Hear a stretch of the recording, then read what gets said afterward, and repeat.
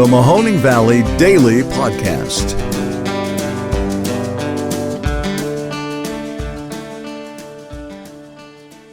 Hello, everybody, and welcome to today's episode of the Mahoning Valley Daily Podcast. My name is Ron Cabuno, and it is September 29th. Now, I know it's tough to tell based on the overwhelming quality that this podcast delivers, but it's essentially a one-man operation. So that means that if I don't set aside enough time in my day or night to research, produce, and distribute this podcast, it doesn't go out. And lately, I found myself in a pickle where I haven't done my due diligence, and it's between putting this thing together or spending time with the family. And so, as you can tell by the number of episodes put out this week, I have made my choice.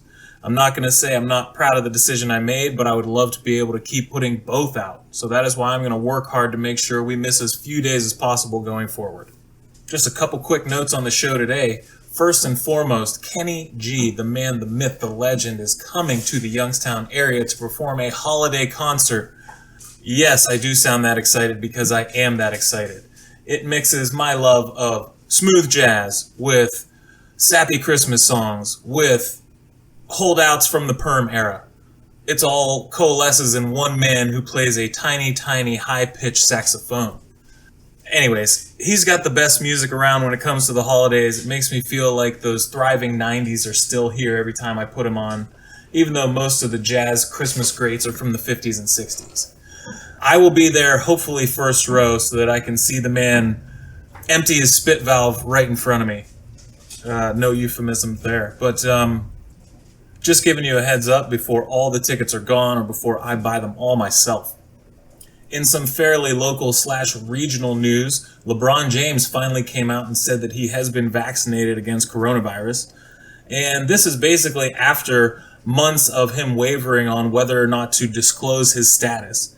This is completely BS, and not only that, it leads a lot of impressionable people who look up to him down the wrong path. Now, LeBron says that he's been skeptical all along and had the vaccine hesitancy that most people say they do, even though they're actually against it in their heart of hearts.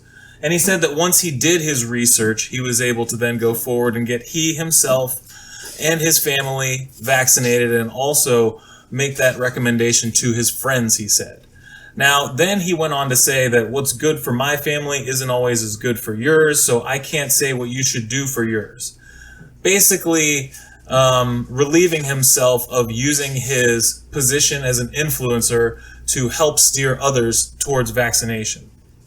I don't know if you know this, but next to the Trump crowd, the African American community is probably one of the most vaccine hesitant crowds and cohorts in the American population. That is based on some really abhorrent history that has been brought their way, but it's also based on a lot of misinformation that goes around the community. And so LeBron, being the absolute icon that he is, both in and out of the black community, should have used his power for good and said, hey, guess what? All those people out there who say they're trying to do their own research or just waiting on more facts, I got you. I'm a multi-billionaire, and I was able to utilize my resources to find out all the true information on the vaccine, and it's okay. It's a go. You should go ahead and do it. Totally a missed opportunity. But at least now he's on the record as saying he has got his shots, and I guess you can leave him alone from that point of view from now on. The main thing I wanted to get to today was tell you about a really great show that I was able to watch last night. It was the 20th anniversary celebration of the sports broadcast show, Pardon the Interruption. And as many of you may already know, one of my absolute idols in life is the dear Mr. Tony Kornheiser, one of the co-hosts of that show. He is an absolute legend. He started as a journalist working for the New York Times and the Washington Post and all these other great papers. And then, because he was so good at arguing with his best friend, Michael Wilbon, they decided to put that banter on the air, and the era of sports talk TV was born. The rundown on the right-hand side letting you know what topics are coming up, all was born in this show. It's fantastic, and it shows you that sports isn't just all about the numbers. It's about the relationships and who you get to talk to them with. So nothing is better than listening to two best friends shoot the SHI about the sports that they watch and they are paid to cover, but more importantly, the sports that infect all of our lives.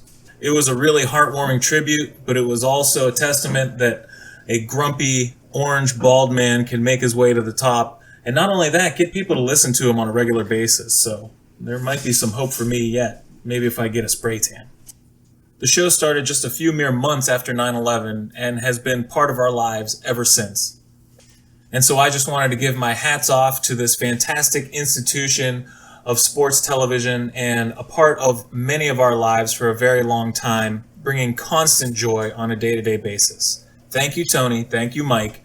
Thank you, Stat Boy Mr. Reale, and everybody else who has contributed to the show throughout its long run. That's pretty much going to do it for today's short and sweet podcast. We've got some really good stories that we're going to dive into the next couple of days to round out the week. And we thank you very much for being with us. We will see you then.